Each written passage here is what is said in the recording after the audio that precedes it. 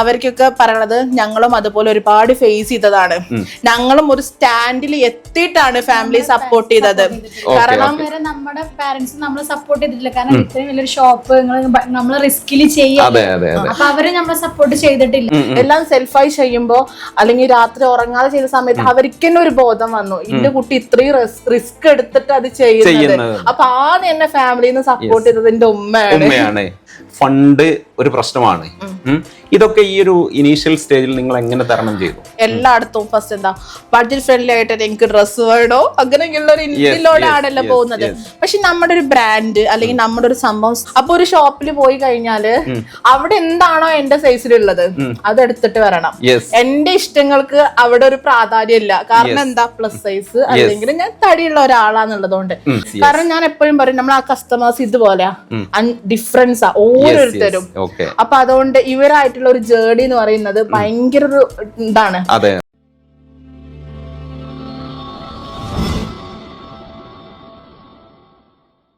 Hi friends, ഇന്ന് ഞാൻ നിങ്ങൾക്കൊരു കഥ പറഞ്ഞു തന്നാലോ?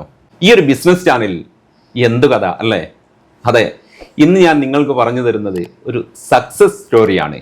നമുക്ക് മുമ്പിലിരിക്കുന്ന രണ്ട് സംരംഭകരുടെ സക്സസ് സ്റ്റോറി. അതെ, നമുക്ക് ആദ്യം കാര്യത്തിലേക്ക് കടക്കാം. നമുക്കറിയാം, ഒരുപാട് ആളുകൾ, നമ്മുടെ ചാനൽ കാണുന്ന ഒരുപാട് ആളുകൾ ബിസിനസ് രംഗത്തേക്ക് ഇറങ്ങാൻ ആഗ്രഹിക്കുന്ന ആളുകളുണ്ട്. അതിൽ വീട്ടമ്മമാരുണ്ട്, വിദ്യാർത്ഥികളുണ്ട്, റിട്ടയർഡ് ഹാൻഡ്സ് ആയിട്ടുള്ള ആളുകളുണ്ട്, അങ്ങനെ ഒത്തിരി പേരുണ്ട്. നിരവധി ആളുകൾ ഡെയിലി എന്നെ കോൺടാക്ട് ചെയ്യാറുണ്ട്, ഏറ്റവും നല്ല ബിസിനസ് ഏതെന്ന്, അല്ലെങ്കിൽ ഇപ്പോൾ തുടങ്ങുവാൻ പറ്റിയ ബിസിനസ് ഏതെന്നൊക്കെ ചോദിച്ച്. അപ്പോൾ ഇന്ന് ഞാൻ പരിചയപ്പെടുത്തുന്ന രണ്ട് സംരംഭകരിൽ നിന്നും നിങ്ങൾക്ക് ഒരുപാട് കാര്യങ്ങൾ അറിയാനുണ്ട്, പഠിക്കാനുണ്ട്, മനസ്സിലാക്കാനുണ്ട്.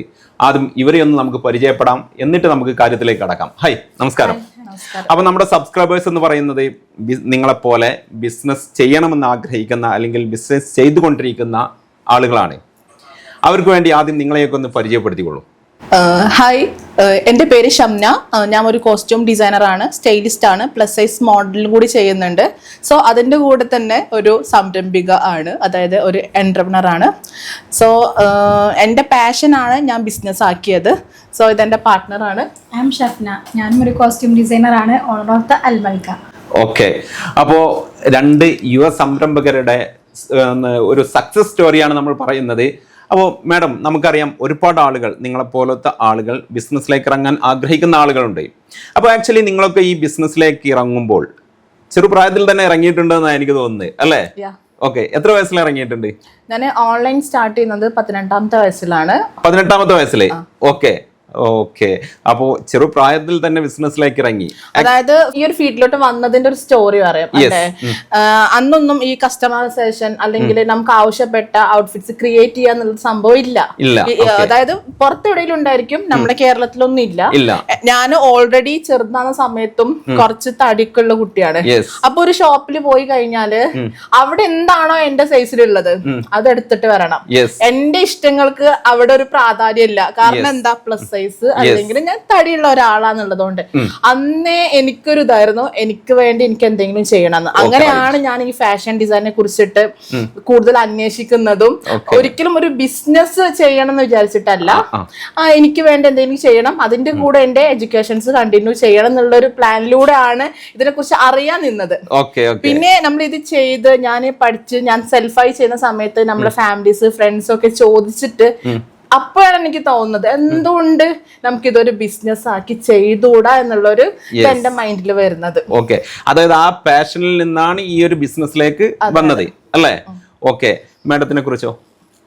എനിക്കിത് ഓൾറെഡി ഇത് ചെയ്യാൻ നല്ല താല്പര്യമുള്ള കൂട്ടത്തിലായിരുന്നു. പക്ഷെ നമ്മുടെ ഫാമിലി എന്ന് പറഞ്ഞ ഓർത്തഡോക്സ് ഫാമിലി ആയതുകൊണ്ട് സ്ത്രീകൾക്ക് മുൻനിരയിലേക്ക് വരാൻ ഓട്ടോമാറ്റിക് ഫാമിലി നമുക്ക് സപ്പോർട്ട് ആവൂല.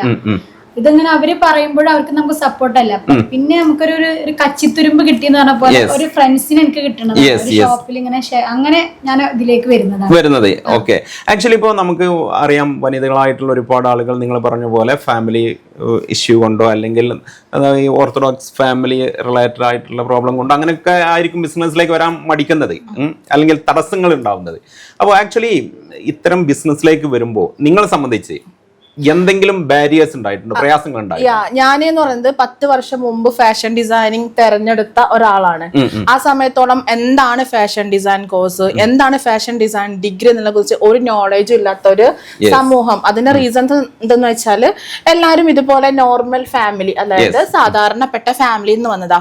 അവരെ സംബന്ധിച്ചിടത്തോളം ഞാൻ ഫാഷൻ ഡിസൈൻ പഠിക്കാന്നുള്ളത് ഒരു ഫാഷൻ ഷോകള്, അതാണ് അവരുടെ മൈൻഡില്.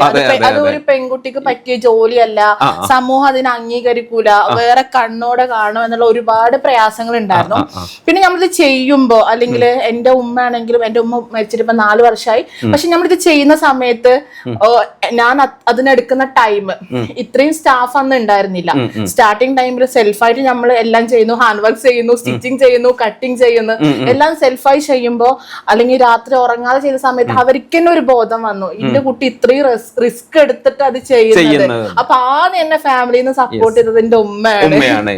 ഓക്കെ. അപ്പൊ ആക്ച്വലി ഇപ്പൊ നിലവിൽ എത്ര പേര് നിങ്ങളുടെ കീഴിൽ വർക്ക് ചെയ്യുന്നുണ്ട്? ഇപ്പൊ നമുക്ക് ഏകദേശം 15ഓളം സ്റ്റാഫ്സ് ഉണ്ട് വർക്ക് ചെയ്യുന്നുണ്ട്. അതെ, അത് മലയാളീസ് മാത്രമല്ല, നമ്മളിവിടെ പ്രൊഫഷണൽ സ്റ്റിച്ചിങ് ആണ്, സ്റ്റിച്ചിങ് കസ്റ്റമൈസേഷൻ ഒക്കെ ചെയ്യുന്നോണ്ട് തന്നെ നമ്മുടെ സ്റ്റാഫ് ഫുള്ള് UP, കൊൽക്കത്ത ഭാഗത്തുള്ളവരാണ്. പിന്നെ അതുപോലെ തന്നെ നമ്മളെ ഡിസൈനേഴ്സ് ഉണ്ട്. ഓക്കെ.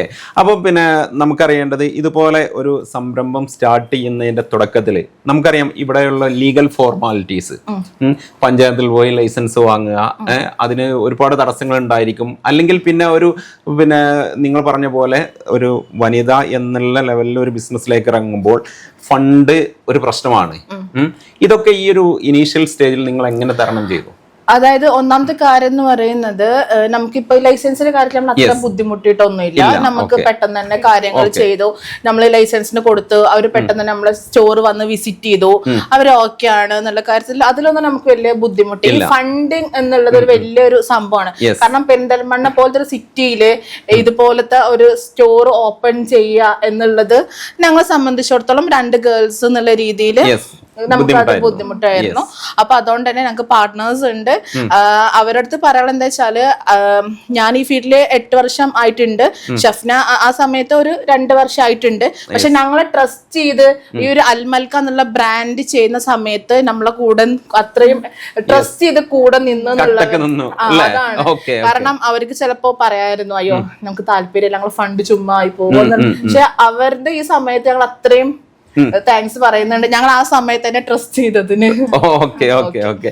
പിന്നെ മറ്റെന്തെങ്കിലും ചലഞ്ചസ്, പിന്നെ ഒരു ലേഡി ഓൺടർപ്രണർ എന്നുള്ള ലെവലിൽ ഈ ഒരു ഫീൽഡിലേക്ക്, അല്ലെങ്കിൽ ഒരു ഓൺടർപ്രണർഷിപ്പ് വരാൻ ലേഡീസിന് വല്ല ചലഞ്ചസും ഉണ്ടോ എന്നുള്ളതാണ് എനിക്ക് അറിയേണ്ടത്. ചലഞ്ചസ് ഉണ്ടോ എന്നുള്ളത്, ഇപ്പോ നമ്മളെ ഫാമിലി, കുട്ടികൾ അങ്ങനെയൊക്കെ ആകുന്ന സമയത്ത് ഇപ്പോഴും നമ്മൾ എത്രത്തോളം ലോകം വളർന്നു, സമൂഹം വളർന്നു പറഞ്ഞാലും ഫാമിലിക്കുള്ളിൽ സ്ട്രഗിൾ ചെയ്യുന്ന ഒരുപാട് കുട്ടികളുണ്ട്. അപ്പോ നീ അത് ചെയ്യരുതോ, ഇത് ചെയ്യരുത്, അതായത് അവർക്ക് താല്പര്യം ഉണ്ടെങ്കിലും ഫാമിലി അത് ചെയ്യണ്ട, ഇത് ചെയ്യണ്ട, അല്ലെങ്കിൽ ഇങ്ങനെ ഇറങ്ങി നടക്കുമ്പോ വേറുള്ളവർ വിചാരിക്കും ഞങ്ങൾ ചെലവര് തരാത്തതാണോ, അങ്ങനെയൊക്കെ കുറെ ഇതുണ്ടല്ലോ. അവർക്കൊക്കെ പറയണത്, ഞങ്ങളും അതുപോലെ ഒരുപാട് ഫേസ് ചെയ്തതാണ്. ഞങ്ങളും ഒരു സ്റ്റാൻഡിൽ എത്തിയിട്ടാണ് ഫാമിലി സപ്പോർട്ട് ചെയ്തത്. കാരണം നമ്മുടെ പാരന്റ്സ് നമ്മളെ സപ്പോർട്ട് ചെയ്തിട്ടില്ല. കാരണം ഇത്രയും വലിയൊരു ഷോപ്പ് നമ്മളെ റിസ്കിൽ ചെയ്യാം, അപ്പൊ അവര് നമ്മളെ സപ്പോർട്ട് ചെയ്തിട്ടില്ല. നമ്മളെന്നെ സ്വയം വന്നതാണ്. ഞങ്ങളെ സംബന്ധിച്ചിടത്തോളം ഇപ്പൊ ഒരു റെഡിമെയ്ഡ് ഷോപ്പാണെങ്കിൽ നമുക്ക് ഒരു 6 മണിക്ക് ഷോപ്പ് ക്ലോസ് ചെയ്ത് പോവാം. ഇപ്പൊ ലൈറ്റ് ആയിട്ട് വീട്ടിൽ ചെല്ലുമ്പോ ഉള്ള പ്രശ്നങ്ങൾ എല്ലാരും സംബന്ധിച്ചിടത്തോളം ഞങ്ങളെ വീട്ടുകാരും സാധാരണക്കാർ, അവരെ കുറ്റപ്പെടുത്തല്ല, എല്ലാരും ചിന്താഗതി പോലെ അവരും അങ്ങനെ തന്നെയാണ് ചിന്തിക്കുന്നത്.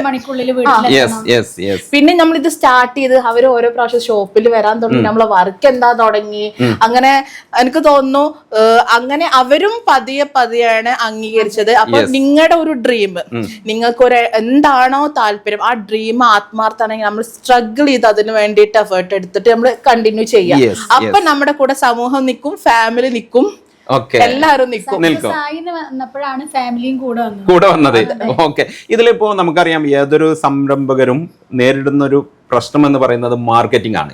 നമുക്കറിയാം, പിന്നെ ഇപ്പൊ നിങ്ങൾ പറഞ്ഞ പോലെ ഒരു ഇൻവെസ്റ്റർ ഉണ്ട് എന്നുണ്ടെങ്കിലും നമുക്കൊരു ബിസിനസ് ഐഡിയ ഉണ്ട് എന്നുണ്ടെങ്കിലും ബിസിനസ് സെറ്റ് ചെയ്യാൻ ബുദ്ധിമുട്ടില്ല.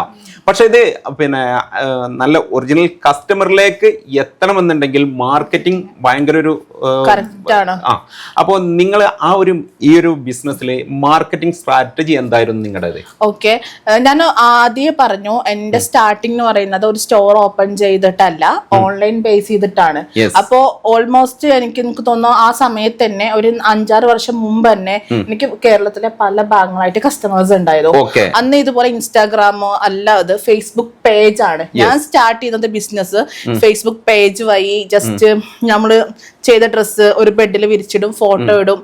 ആ സമയത്ത് തന്നെ അങ്ങനെ ഓൺലൈൻ എനിക്ക് തോന്നുന്നു വളരെ ചുരുക്കം ആളുകളെ ചെയ്യുന്നുള്ളൂ. അന്ന് നമുക്ക് ഒരു ടീം ഓഫ് കസ്റ്റമേഴ്സ് എപ്പോഴും ഉണ്ട്. പിന്നെ നെക്സ്റ്റ് ആ ഒരു ടീം ഓഫ് കസ്റ്റമേഴ്സ് മാത്രം പോരാ ഈ ഒരു വലിയൊരു ബിസിനസ് രംഗത്തോട്ട് വരുമ്പോ. കാരണം നമുക്കറിയാം നമ്മുടെ റെന്റ്, അതുപോലെ തന്നെ നമ്മുടെ മെറ്റീരിയൽസിന്റെ എമൗണ്ട്, ഇത് സ്റ്റാഫ്, കാരണം നമ്മുടെ സ്റ്റാഫുകൾക്കൊക്കെ നല്ല എമൗണ്ട് കൊടുത്തിട്ടാണ് നമ്മളിവിടെ വർക്ക് ചെയ്യുന്നത്. അപ്പൊ അതുകൊണ്ട് ഒരു ഓൺലൈൻ ബിസിനസ് മാത്രം അതല്ല. ആ സമയത്ത് നമുക്ക് സോഷ്യൽ മീഡിയ, എന്നെ ഏറ്റവും ഹെൽപ്പ് ചെയ്തത് സോഷ്യൽ മീഡിയ ആണ്. ഞാനൊരു പ്ലസ് സൈസ്, അതായത് കേരളത്തിലെ പ്ലസ് സൈസ് ഷോയില് പങ്കെടുത്തു. അതിനുശേഷം എനിക്ക് ബ്യൂട്ടിഫുൾ ഐസിന്റെ ടൈറ്റിൽ കിട്ടി. അതിനുശേഷം സോഷ്യൽ മീഡിയ നമ്മളെ അറിയാൻ തുടങ്ങി. പക്ഷെ ആ സമയത്ത് ആ സോഷ്യൽ മീഡിയയുടേതാണ് ഞങ്ങൾ രണ്ടുപേരും ചൂസ് ചെയ്തത്. പ്ലസ് ഇപ്പൊ ഒരുപാട് ആളുകളുടെ പ്രശ്നമാണ് അവരുടെ ബ്യൂട്ടി കൺസെപ്റ്റ് എന്താ, നല്ല മെലിഞ്ഞ് ഭയങ്കര ക്യൂട്ട് ആയിട്ടുള്ള ആളുകൾ അല്ലേ. പക്ഷെ നമ്മുടെ സമൂഹത്തില് ഇതുപോലത്തെ ആളുകൾ മാത്രല്ല, പല രീതിക്കുള്ളവരുണ്ട്. അപ്പോ ഇവർക്കൊക്കെ ചേരുന്ന ഔട്ട്ഫിറ്റ്സ് അല്ലെങ്കിൽ ഡ്രസ്സ് കസ്റ്റമൈസ് ചെയ്യാം. ഇപ്പൊ എന്റെ അടുത്ത് തന്നെ പല കസ്റ്റമേഴ്സും പറഞ്ഞിട്ടുണ്ട്, പ്ലസ് സൈസ് ഉള്ളവര് ഡ്രസ്സ് ചെയ്തു മേടിക്കാൻ ചെല്ലുമ്പോ അവര് പറയും നിങ്ങൾ തടിയുള്ളതുകൊണ്ട് അത് ഇങ്ങനെ തന്നെ ആയിരിക്കും. ഒരിക്കലും അല്ല. നമ്മൾ പെർഫെക്റ്റ് ആയിട്ട് ഒരു മെഷർമെന്റ് എടുത്ത് ചെയ്ത് കഴിഞ്ഞാല് വണ്ണുള്ളത് നമ്മൾ ഡ്രസ്സ് ഇട്ട് കുറഞ്ഞൊന്നും വരില്ല. പക്ഷെ ആ വണ്ണത്തിനെ അതോടെ മാച്ച് ആയിട്ട് എങ്ങനെ ഡ്രസ്സ് നമുക്ക് കസ്റ്റമൈസ് ചെയ്ത് എടുക്കാന്നുള്ളത് അത് നമ്മൾ ചെയ്യുന്നത് പെർഫെക്റ്റ് ആയിട്ടാണ്. അപ്പൊ അവർക്കൊരു കോൺഫിഡന്റ് കൊടുക്കാൻ പറ്റി. പല ഷൂട്ടുകളും ചെയ്തു. അതില് നമ്മളെ ട്രസ്റ്റ് ചെയ്ത ഒരു കസ്റ്റമേഴ്സ് ആണ്. അപ്പൊ അങ്ങനെയാണ് നമുക്ക് കൂടുതൽ സോഷ്യൽ മീഡിയയിൽ നമ്മളെ ഓരോ കാര്യങ്ങളും, ബ്രൈഡ്സിന്റെ റിവ്യൂസ് ആണെങ്കിലും ഇവിടെ വർക്ക് ചെയ്യുന്നതാണെങ്കിലും മൊത്തം നമ്മുടെ അൽമൽക്കിയുടെ ഇൻസ്റ്റാ പേജിൽ നമ്മൾ അപ്പപ്പോ ഇതായി, അല്ലാണ്ട് നമ്മൾ വേറെ ഒരാളെ ഡിപ്പെൻഡ് ചെയ്തിട്ടില്ല. ഇതുവരെ ഞങ്ങൾ മാർക്കറ്റിംഗിന് വേണ്ടിയിട്ട് പുറത്തുനിന്ന് ഒരാളെ ഡിപ്പെൻഡ് ചെയ്തിട്ടില്ല. ഓക്കെ, അപ്പോ അങ്ങനെയെങ്കിൽ എനിക്കിപ്പോ നിങ്ങളിപ്പോ ഒരുപാട് മോട്ടിവേഷൻ ആളുകൾക്ക് കൊടുത്തു. കാരണം പിന്നെ ഒരു ബിസിനസ്സിലേക്ക് ഇറങ്ങാൻ പിന്നെ ചലഞ്ചസ് ഉണ്ടായിരിക്കും, അത് നമ്മൾ ഓവർകം ചെയ്യേണ്ടതുണ്ട്. നമ്മൾ സ്ട്രഗിൾ ചെയ്തെങ്കിൽ മാത്രമേ നമ്മുടെ ബിസിനസ് സക്സസ് ആവുകയുള്ളൂ. ആക്ച്വലി നിങ്ങൾ ഇന്ന് ഈ ഒരു ബ്രാൻഡിൽ അറിയപ്പെടുന്നത് ഏതൊക്കെ പ്രൊഡക്റ്റിലാണ് അല്ലെങ്കിൽ ഏത് ബിസിനസ്സിലാണ്? ഞങ്ങള് മെയിൻ ആയിട്ട് കോസ്റ്റ്യൂം ഡിസൈനേഴ്സ് എന്നുള്ള രീതിക്ക് തന്നെയാണ് അറിയപ്പെടുന്നത്. Bridal party wears celebrity designers ആണ്. ഒരുപാട് സെലിബ്രിറ്റീസ് അവരുടെ മാരേജിന് വേണ്ടി ചെയ്തു, ഇപ്പോഴും ചെയ്തുകൊണ്ടിരിക്കുന്നു. പിന്നെ നമ്മുടെ ബിസിനസ്സിന് ഞാൻ എപ്പോഴും പറയുന്ന ഒരു കാര്യം എന്താണെന്നറിയോ, റെഡിമെയ്ഡ് ബിസിനസ്സും കസ്റ്റമൈസേഷൻ ഫീൽഡും ഒരിക്കലും ഒന്നല്ല. നമ്മളൊരു ഡ്രസ്സിന്റെ തന്നെ ഒരു ഷോപ്പ് ഓപ്പൺ ചെയ്തു, ആ കസ്റ്റമറിന്റെ കണക്ഷൻ എന്ന് വെച്ചാല് ആ കസ്റ്റമർ ഒരു ഡ്രസ് പർച്ചേസ് ചെയ്യാൻ വരുന്നു, അതിന്റെ പേയ്മെന്റ് എത്രയാണോ അതെടുത്തു അവര് കൊണ്ടുപോയി, പിന്നെ കസ്റ്റമേഴ്സ് വരും. പക്ഷെ ഇവിടെ എന്ന് വെച്ചാല് ഞങ്ങളും കസ്റ്റമേഴ്സ് ആയിട്ടുള്ള സ്റ്റോറി എന്ന് പറയുന്നത് മാസങ്ങളാണ്. കാരണം നമ്മൾ ചെയ്യുന്നത് ബ്രൈഡൽ ഔട്ട്ഫിറ്റ് ആവുമ്പോ നിങ്ങൾക്ക് തന്നെ അറിയാം, ഈ ഷോപ്പിൽ നിന്ന് വന്ന് കണ്ടതെടുത്ത് പോവല്ല, ഇവരുടെ ഐഡിയ നമ്മളോട് ഷെയർ ചെയ്യുന്നു, നമ്മൾ ഐഡിയാസ് പറയുന്നു. അങ്ങനെ ഒരു ഗ്രൂപ്പ്, ഒരു ഡിസ്കഷന്റെ ബേസിൽ 1, 2, 3 ചില വർഷങ്ങളൊക്കെ വരുന്ന കസ്റ്റമേഴ്സ് ഉണ്ട് ബുക്ക് ചെയ്യുന്നത്. അപ്പൊ ഇവരെ കൺഫ്യൂഷൻസ് എന്ന് പറയുന്നാല് നമുക്ക് അവര് നമ്മൾ തന്നെ എന്റെ ഡ്രസ്സിൽ എനിക്ക് നല്ല ടെൻഷൻ ഉണ്ട്, അങ്ങനെ ഉണ്ട്. നമുക്കും തന്നെ ആ കസ്റ്റമർ ഔട്ട്ഫിറ്റ് കൊണ്ടുപോകുമ്പോഴാണ് നമ്മളെ ആ ഒരു ഇതും തീരുന്നത്. കാരണം ഞാൻ എപ്പോഴും പറയും, നമ്മൾ ആ കസ്റ്റമേഴ്സ് ഇതുപോലെ ഡിഫറൻസാ ഓരോരുത്തരും. അപ്പൊ അതുകൊണ്ട് ഇവരായിട്ടുള്ള ഒരു ജേർണി എന്ന് പറയുന്നത് ഭയങ്കര ഒരു ഇതാണ്. കാരണം ഇവരെ ടെൻഷൻ ഇല്ലാണ്ട് കൂളാക്കിട്ട് ട്രസ്റ്റ് ചെയ്തിട്ട് നിർത്തുക എന്നുള്ളതാണ് ഫസ്റ്റ് നമ്മൾ ചെയ്യേണ്ടത്. അപ്പോ നമുക്ക് അവരോട് പറയുമ്പോ അവർക്ക് കോൺഫിഡന്റ് കൊടുക്കുക. ഞാൻ എല്ലാ ബ്രൈഡ്സിനോട് അതാ പറയുന്നത്, നിങ്ങൾ കോൺഫിഡന്റ് ആയിട്ട് ഹാപ്പി ആയിരിക്കുക. നിങ്ങളെ ഹാപ്പിനെസ് ഫൈനൽ സമയത്തും ഞങ്ങൾ കീപ്പ് ചെയ്യും. ഓക്കെ. ആ ട്രസ്റ്റിന്റെ ഇന്ന് വരെ ഇപ്പൊ തന്നെ നമ്മളിപ്പോ ഇത്രയും ഒരു പബ്ലിക്കിൽ ഓപ്പൺ ആയിട്ട് പറയാം, അൽമൽക്കയിലെ ഒരു ബ്രൈഡ്സും സങ്കടപ്പെട്ട് ഇറങ്ങിയിട്ടില്ല ഇതുവരെ. അവര് ഡ്രസ്സ് തരാൻ വരുമ്പോ തിരിച്ചു പോകുമ്പോഴേക്കും ഞങ്ങൾ നല്ല ഫ്രണ്ട്സ് ആയിട്ടുണ്ട്. പിന്നെ അതുപോലെ തന്നെ അവര് ഹാപ്പി ഫേസോട് കൂടെ ഞങ്ങൾ എന്താ പറയാ എക്സ്പീരിയൻസിനേക്കാളും അടിപൊളിയായിട്ടോ. കാരണം എന്താണെന്നറിയോ, ഇത്രയും എമൗണ്ട് ഉള്ള ഒരു ഇതാണ്, ഔട്ട്ഫിറ്റ് ആണ്. അതില് അവർ ഉദ്ദേശിച്ചത് നമ്മൾ കൊടുക്കുക എന്നുള്ളതും അവരെന്താണോ ആഗ്രഹിച്ചത് അതിലും മേലെ ചെയ്യാനാണ് ഞങ്ങൾ ശ്രമിക്കാറ്. ഓക്കെ. ഈ ഒരു ബിസിനസ് ഒക്കെ മുമ്പോട്ട് കൊണ്ടുപോകുമ്പോൾ നമുക്ക് ഏറ്റവും തലവേദന പിടിക്കുന്ന ഒരു സംഗതിയാണ് സ്റ്റാഫ് മാനേജ്മെന്റ്.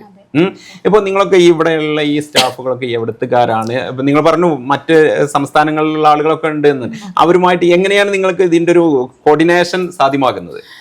അതായത് നമ്മുടെ സ്റ്റാഫ് എന്ന് ഞങ്ങൾക്ക് പറയാൻ ഇഷ്ടമല്ല, ഞങ്ങളുടെ ടീം അങ്ങനെ ഞങ്ങള്. കാരണം ഇവിടെ പറഞ്ഞ് എല്ലാവരും എന്ത് ചെയ്യും, അവര് ബംഗാളികളല്ലേ, പക്ഷെ ഞങ്ങൾക്ക് അങ്ങനല്ല. ഇവിടെ ഇപ്പോ നിങ്ങൾ തന്നെ നമ്മളുടെ കമ്മ്യൂണിക്കേഷൻസ്, അതുപോലെ തന്നെ ഞങ്ങൾ ഒരിക്കലും അവരൊരു നമ്മുടെ സ്റ്റാഫ് ആയിട്ടല്ല കാണല്. കാരണം അവര് ഹാപ്പി ആയിരുന്നാലുള്ളൂ നമ്മളെ വർക്ക് പെർഫെക്റ്റ് ആവുള്ളൂ. അവർക്ക് നമ്മുടെ പേഴ്സണലി എന്തെങ്കിലും വന്നാൽ അവരെ പെർഫെക്റ്റ് ആക്കൂല ടൈമിൽ. കാരണം ഞങ്ങൾക്കൊരു സ്റ്റോർ അല്ലെങ്കിൽ ഒരു ബിസിനസ് ചെയ്യാൻ സുഖമാണ്, ഒരു കൂട്ടായ്മ ക്രിയേറ്റ് ചെയ്യാൻ ഭയങ്കര ബുദ്ധിമുട്ടാണ്. അപ്പൊ നമ്മളെ സ്റ്റാഫുകളും നമ്മൾ അത്രയും കമ്മ്യൂണിക്കേഷൻ ആണ്, ഫാമിലി ആണ്. പിന്നെ അതുപോലെ തന്നെ ഞാൻ പറഞ്ഞു കസ്റ്റമൈസേഷൻ ആണുള്ളത്. ചില സമയത്ത് എന്തെങ്കിലും ഇഷ്യൂസ് കാരണം ഇപ്പോ എന്തെങ്കിലും ലേറ്റ് ആയി കഴിഞ്ഞാൽ ഞങ്ങൾ കസ്റ്റമറുടെ അടുത്ത് ഒരിക്കലും പറയില്ല നിങ്ങളെ ഡ്രസ്സ് 2 ദിവസം കഴിഞ്ഞ് തരാന്നുള്ളത്. ചില സിറ്റുവേഷൻ കസ്റ്റമർ ചോദിക്കും നിങ്ങളെ ഫംഗ്ഷൻ എന്നാ ബുദ്ധിമുട്ടുണ്ട്, അവർ പറയണം. ചില കസ്റ്റമേഴ്സിന് ടെൻഷൻ ആവും, കാരണം ഇവര് വർക്ക് എന്തെങ്കിലും ചെയ്ത് അപ്പൊ അവര് ഓക്കെ അല്ല പറയാം, ഓക്കെ തരാം. ഞങ്ങളും സ്റ്റാഫ് ഉറങ്ങൂല, ഞങ്ങൾ ഇവിടെ മിഡ് നൈറ്റ് മോർണിംഗ് ഒക്കെ ഇതുവരെ ഇരുന്ന് കംപ്ലീറ്റ് ചെയ്ത് അത് കൊടുക്കും. അത് ഇപ്പൊ ഞങ്ങൾ മാത്രം ആഗ്രഹിച്ചിട്ട് കാര്യമല്ല, സ്റ്റാഫുകൾ ഉറക്കൊഴിച്ച് നിന്ന് തരണമെങ്കിൽ അത് നമ്മളെ അടുത്തുള്ള ഒരു അറ്റാച്ച്മെന്റ് കൊണ്ട് മാത്രമാണ്. നോ പറയൂല, മാഡം നിങ്ങൾ ടെൻഷൻ അടിക്കണ്ട, നമുക്കത് തീർക്കാം. അത് പിന്നെ ഈ ഒരു സ്റ്റാഫ് മാനേജ്മെന്റ് പ്രോപ്പറായി ചെയ്തെങ്കിലേ ഇതൊക്കെ സാധ്യമാകും. എനിക്ക് പറയാനുള്ളത് എന്താണെന്നറിയോ, നമ്മൾ ഒരിക്കലും നമ്മളൊരു ഓണേഴ്സ് ആണ്, അവര് അങ്ങനെ ചെയ്യരുത്. കാരണം എന്താന്ന് വെച്ചാൽ അവർക്കും ഫാമിലി ഉണ്ട്. ഇപ്പൊ സാലറിയുടെ കാര്യങ്ങളായിക്കോട്ടെ, ഞങ്ങൾ ഒരു ദിവസം പോലും ലേറ്റ് ആക്കൂല. കാരണം എന്താണെന്നറിയോ, അവരെ ഡിപ്പെൻഡ് ചെയ്ത ഒരു ഫാമിലി ഉണ്ട്. കാരണം അപ്പൊ അവരുടെ വിഷമങ്ങളും അവരുടെ പ്രശ്നങ്ങളും കണ്ടറിയുമ്പോഴാണ് അവർ നമ്മുടെ കൂടെ നിൽക്കുള്ളൂ. ഇപ്പോ പിന്നെ ഞാനൊരു കാര്യം ചോദിച്ചോട്ടെ, ഇപ്പോ നിങ്ങള് തുടക്കത്തില് ഫാമിലിയിൽപ്പെട്ട ആളുകള് അല്ലെങ്കിൽ നിങ്ങളുടെ ഫ്രണ്ട്സ് അതൊക്കെ നിങ്ങൾക്ക് സാധിക്കുമോ, അല്ലെങ്കിൽ അതൊക്കെ ബുദ്ധിമുട്ടുള്ള സംഗതിയല്ല എന്ന് ചോദിച്ചിട്ടുള്ള ആളുകൾ ഉണ്ടായിരിക്കും. ഇപ്പോഴത്തെ അവരുടെ എന്തെങ്ങനെയാണ് അവസ്ഥ? അവരൊക്കെ ഭയങ്കര സപ്പോർട്ടാണ്. അവരെ നോക്കുമ്പോ നമ്മളിത് എന്നോ ചെയ്യേണ്ടതായിരുന്നു, വർഷങ്ങൾക്ക് മുമ്പ് ചെയ്യേണ്ടത്. ഫാമിലി ആണെങ്കിലും ഫ്രണ്ട്സ് ആണെങ്കിലും ഇപ്പൊ അവർക്കൊക്കെ ഭയങ്കര ഹാപ്പിയാണ്. ഓക്കെ. അതുപോലെ തന്നെ ഇത്രയും എമൗണ്ടിൽ ഔട്ട്ഫിറ്റ്സ് കസ്റ്റമേഴ്സ് പർച്ചേസ് ചെയ്യും. കാരണം എല്ലായിടത്തും ഫസ്റ്റ് എന്താ ബഡ്ജറ്റ് ഫ്രണ്ട്ലി ആയിട്ട് എനിക്ക് ഡ്രസ്സ് വേണോ അങ്ങനെയുള്ള ഒരു ഇന്ത്യയിലോടാണല്ലോ പോകുന്നത്. പക്ഷെ നമ്മുടെ ഒരു ബ്രാൻഡ് അല്ലെങ്കിൽ നമ്മുടെ ഒരു സംഭവം സ്റ്റാർട്ട് ചെയ്യുമ്പോൾ അതിൽ ക്വാളിറ്റിയും അവർ എന്താണോ ഉദ്ദേശിക്കുന്നത് നമ്മൾ കൊടുക്കുന്നുണ്ടെങ്കിൽ ഒരു കസ്റ്റമറിനും പൈസ തരാൻ ബുദ്ധിമുട്ടില്ല. എന്നെ സംബന്ധിച്ചിടത്തോളം ഒരു ബ്രാൻഡ് എന്ന് പറയുന്നത് പൈസ കുറച്ച് ചെയ്യുന്നതിലല്ല, ആ പൈസ നമ്മൾ മേടിക്കുന്ന പൈസത്തില് അതിന് വലുത് കൊടുക്കുന്നത് എന്നുള്ളതാണ്. ഇപ്പോ കസ്റ്റമൈസേഷൻ ഒരിക്കലും ബഡ്ജറ്റ് ഫ്രണ്ട്ലി എന്ന് പറയുന്നില്ല, പക്ഷെ കസ്റ്റമേഴ്സിന്റെ ബഡ്ജറ്റില് അവർക്ക് വേറെ എവിടുന്നും രീതിക്കും കിട്ടാത്ത, അതായത് ഞാൻ ഉദ്ദേശിച്ചത് ഇത്രയും സ്റ്റാൻഡേർഡ് ആയിട്ട് നമ്മൾ ചെയ്ത് മീൻസ് വർക്ക് നമ്മൾ തന്നെ പ്രൊവൈഡ് ചെയ്യുന്നുണ്ട്. ഇപ്പൊ എന്തായാലും ഇപ്പൊ ചെറിയൊരു എമൗണ്ടിന് ഡ്രസ് ചെയ്യാൻ പറ്റില്ല. പക്ഷെ എക്സാമ്പിൾ പറഞ്ഞുതരാം, എന്തായാലും വേറെ വലിയ വലിയ സ്റ്റോറുകൾ മേടിക്കുന്നതിനേക്കാളും ഒരു 10,000 കുറവിലൊക്കെയാണ് നമ്മൾ കസ്റ്റമൈസ് ചെയ്ത് കൊടുക്കുന്നത്. അത്ര നമുക്ക് ചെയ്യാൻ പറ്റുള്ളൂ, കാരണം ഇതിന്റെ എല്ലാ മെറ്റീരിയൽസും കോസ്റ്റ്ലി ആണ്. ആക്ച്വലി ഇതിന്റെ ഈ ഒരു ബ്രാൻഡ് അൽമൽക്ക, ആക്ച്വലി ഈ ഒരു പേര് എവിടെ നിന്നാണ് നിങ്ങൾക്ക് കിട്ടിയത്? അതായത് നമ്മള് ആദ്യം പറഞ്ഞു, ഞാനും ഇവളും അതിന്റെ ഇതിലോട്ട് വരുമ്പോ ഞങ്ങളൊരു ഫ്രണ്ട്ഷിപ്പിന്റെ ഒരു കാര്യം പറയണം. ഞങ്ങൾ പരിചയപ്പെടുന്ന സമയത്ത് ഞങ്ങൾ ഒരു ബിസിനസ് ചെയ്യണമെന്നോ ഞങ്ങൾ രണ്ടുപേരും ഒരുമിച്ച് ചെയ്യണമെന്നോ ഒന്നും ഉണ്ടായിരുന്നില്ല. ഞാൻ ഓൾറെഡി എനിക്ക് വേറെ ഷോപ്പ് ഉണ്ടായിരുന്നു. ആ ഷോപ്പില് കൊറോണ സമയത്തും എന്റെ ഉമ്മ ഒരിക്കലും അതിന്റെ ഇടയിൽ ഒരു ആക്സിഡന്റ് അതൊക്കെ ഉണ്ടായി. എനിക്ക് പിന്നെ ഒന്നാമത് സെന്റിമെന്റൽ സ്റ്റോറീസ് ഒന്നും പറയാൻ താല്പര്യം, അപ്പൊ അതുകൊണ്ട് അങ്ങനെ പോകട്ടെ. അപ്പൊ ആ സമയത്താണ് ഞാൻ ഇവളെ പരിചയപ്പെടുന്നത്. ഞാനപ്പോ ഞാൻ ഒന്ന് റിക്കവർ ആയി കഴിഞ്ഞാൽ ഞാൻ സ്റ്റോർ ഓപ്പൺ ചെയ്യും. അങ്ങനെ ആയിരുന്നു. ഇവള് വെച്ചാൽ ദുബായിലോട്ട്, അവിടെ ഫാമിലി ദുബായിലാണ്, അവിടെ പോയിട്ട് അവിടെ എന്തെങ്കിലും ചെയ്യണം എന്നുള്ളതായിരുന്നു. അങ്ങനെ പിന്നീട് ഞങ്ങളൊരു പെട്ടെന്നായിരുന്നു ഞാൻ ഇങ്ങനെ ചെയ്യുന്നുണ്ട്. അപ്പൊ ഇവരെ ഫാമിലിയായിട്ട് സംസാരിക്കുന്നു, ഇവളുടെ ബ്രദറും പറയുന്നു ഇൻട്രസ്റ്റഡ് ആണ്. അങ്ങനെ ഒരു പെട്ടെന്നുള്ളൊരു പീരീഡിലാണ് അൽമൽക്ക എന്നുള്ളൊരു സ്റ്റോറ് സ്റ്റാർട്ട് ചെയ്യുന്നത്. പേര് ഞങ്ങൾ കുറെ ദിവസങ്ങൾ തന്നെ കണ്ടുപിടിച്ചത് തന്നെയാണ്. കുറെ പേര്, അതായത് നമുക്ക് പേര് സെർച്ച് ചെയ്യുന്ന സമയത്ത് ഞങ്ങൾ ഒരു 3-4 പേര് നമ്മൾ മൈൻഡിൽ ഉണ്ടായിരുന്നു. അപ്പൊ അതിന്ന് ഈ പേരിന്റെ കാര്യം ഞങ്ങൾ രണ്ടുപേരും ഡിസ്കസ് ചെയ്തിട്ടാണ് ചെയ്തത്. പിന്നെ അൽമൽക്ക എന്നുള്ളത് ചെയ്യുമ്പോ ഒരു ഹൽ കൊടുക്കാൻ കാരണം നമുക്ക് ഇത് പെരിന്തൽമണ്ണ മാത്രം ഒതുക്കണം എന്ന് ആഗ്രഹമില്ല. ഇൻഷാല്ലാ പല കൺട്രീസിലും തന്നെ വിചാരിച്ചിട്ടുണ്ടായിരുന്നു. ദുബായ്, എല്ലാ എറണാകുളം, അങ്ങനെ എല്ലാ സ്ഥലത്തും വരണം. അപ്പൊ നമ്മളൊരു അറബിക് നെയിമും കൂടി നോക്കിയിട്ട്, അതായത് എറണാകുളത്തിലുപരി അതർ കൺട്രീസിൽ നമ്മുടെ ബിസിനസ് വളരണം എന്നുള്ളതുകൊണ്ടാണ് ഈ ഒരു സ്റ്റൈലിൽ ഒരു പേര് നമ്മള് ഇതാക്കാൻ കാരണം രണ്ടാളുടെ പേര് സാധാരണ എല്ലാരും ചെയ്യും, ഡിസൈനർ ബൈ ഷംന അല്ലെങ്കിൽ അങ്ങനെ ഓരോരോ പേര് വരും. ഓക്കെ. അപ്പൊ എന്തായാലും പിന്നെ ഒരുപാട് ആളുകൾക്ക് പിന്നെ ഇത്തരത്തിലുള്ള ബിസിനസ് ചെയ്യണമെന്ന് ആഗ്രഹം ഉണ്ടായിരിക്കും. പക്ഷെ ഇനീഷ്യൽ സ്റ്റേജിലെ നമുക്കറിയാം സ്ട്രഗ്ലിംഗ് സ്റ്റേജ്, അതായത് ഇനീഷ്യൽ സ്റ്റേജ് ആണ് സ്ട്രഗ്ലിംഗ് സ്റ്റേജ്. നിങ്ങൾ പറഞ്ഞ പോലെ തുടക്കത്തിൽ ഇതിന്റെ ഫണ്ടിങ്, അതുപോലെ തന്നെ മാർക്കറ്റിംഗ്, ഇതൊക്കെ അതുപോലെ തന്നെ ഈ മെറ്റീരിയൽ കളക്ഷൻ. നിങ്ങൾ ഒരുപക്ഷെ നിങ്ങൾ രണ്ടുപേരും യാത്ര ചെയ്തിട്ട് ഒരുപാട് ദൂരെ നിന്നൊക്കെ ആയിരിക്കും ഇതിന്റെ മെറ്റീരിയൽ കളക്ട് ചെയ്യുന്നത്. അപ്പൊ ഇതുമായൊക്കെ നിങ്ങൾക്ക് ഇനീഷ്യൽ സ്റ്റേജിൽ ബുദ്ധിമുട്ടുണ്ട്. ഇത് ആക്ച്വലി ഇത് എവിടെ നിന്നാണ് നിങ്ങൾ മെറ്റീരിയൽ കൂടുതലായിട്ടും കൊണ്ടുവരുന്നത്? മെറ്റീരിയൽസ് ഗുജറാത്തിൽ നിന്ന് ചെയ്യുന്നുണ്ട്, ചെന്നൈയിൽ നിന്ന് ചെയ്യുന്നുണ്ട്. പിന്നെ അർജന്റ് ഓർഡേഴ്സ് ആണ്. ഇപ്പൊ പാർട്ടി വേഴ്സ് ഒക്കെ ആകുമ്പോൾ നമുക്ക് എറണാകുളം പോലെ കാലിക്കറ്റ് പോലെ അവിടുന്ന് നമ്മൾ പർച്ചേസ് ചെയ്യുന്നുണ്ട്. ഓക്കെ.